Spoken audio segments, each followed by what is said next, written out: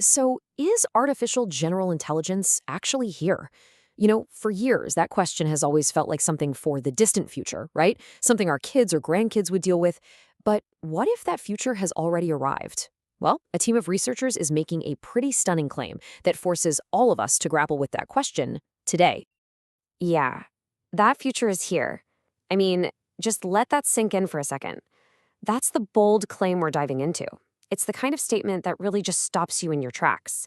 So you gotta ask, who is making such a massive claim? Well, this isn't coming from some random corner of the internet.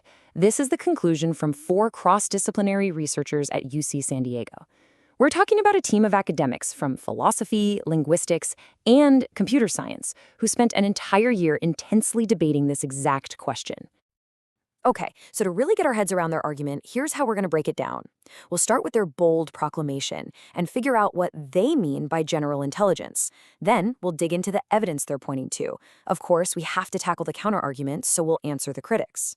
We'll explore why this whole idea feels so personal, almost alien. And finally, we'll get to the big one. What happens now? All right, section 1, defining general intelligence. Because look, before we can even begin to argue if AGI is here or not, we've got to be on the same page about what we're even talking about.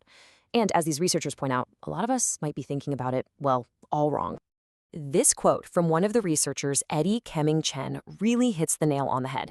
He says, there is a common misconception that AGI must be perfect. No individual human can do that. And this is so crucial because it immediately resets our expectations.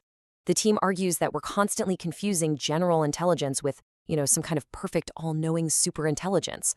And that's not what they're looking for at all. In fact, they're super clear about what general intelligence does not require. It doesn't need to be perfect. Or any of us. It doesn't need to have mastered every single skill in the universe. And this last one is a big one. It doesn't have to think like a human or be built like a human brain. So, if it's not all that other stuff, what is it? Well, their definition boils down to this: flexible competence. It's about having breadth, being able to do things across a bunch of different areas like math and language, and also having depth, so being pretty darn good within those areas. And here's the kicker.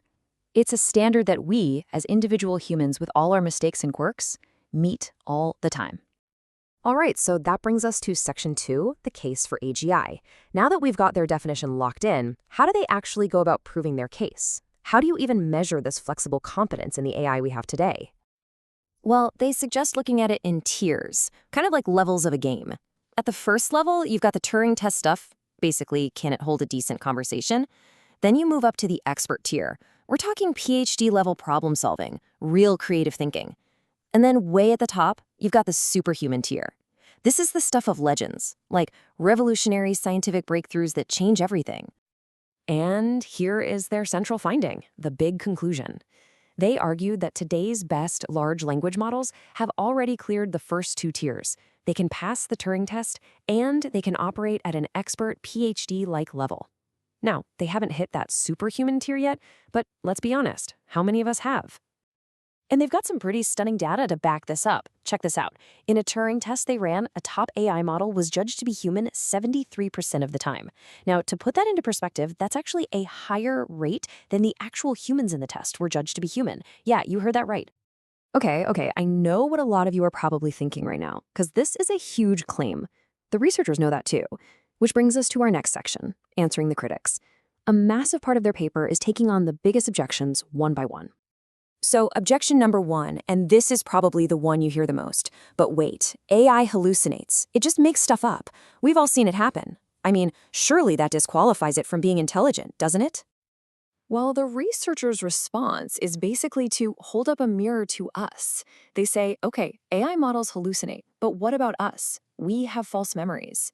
They say AI can be unreliable. Well, humans are riddled with cognitive biases that make us unreliable all the time.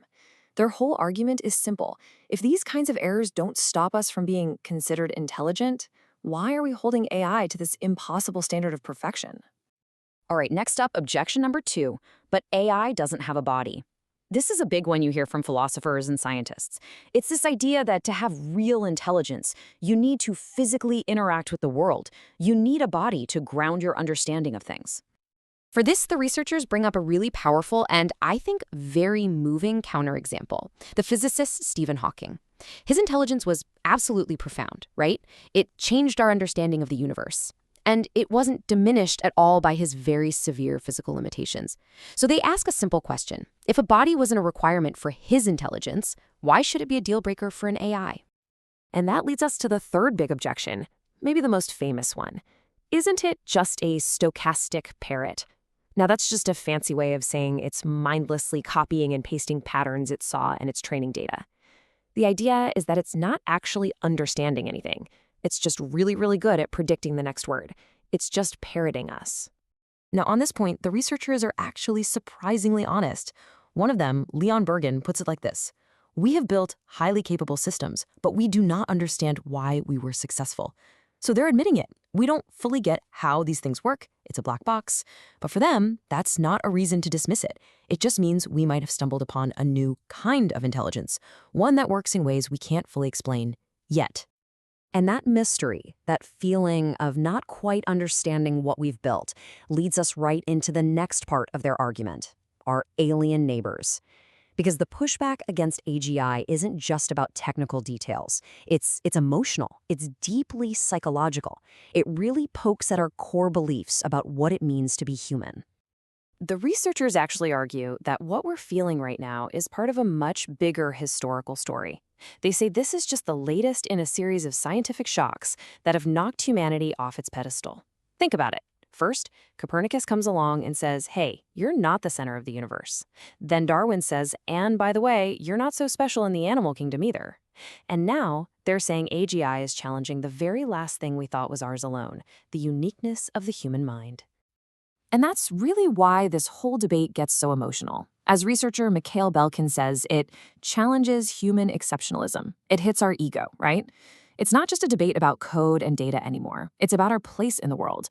We're suddenly being forced to consider that our kind of mind might not be the only kind of mind out there. So, where does that leave us? What happens now? Let's say, just for the sake of argument, that they're right, that this new form of intelligence is already here. What does that actually mean for our future? What are the risks, and what are our responsibilities? Well, the research team is very clear that they don't have all the answers, but they definitely don't downplay how serious this is. They call this a remarkable and concerning time, which thinks about right. They're basically screaming from the rooftops that as these systems get more powerful and more independent, we absolutely have to get serious about designing them responsibly, putting up strong ethical guardrails, and making sure everyone has a say in how they're governed.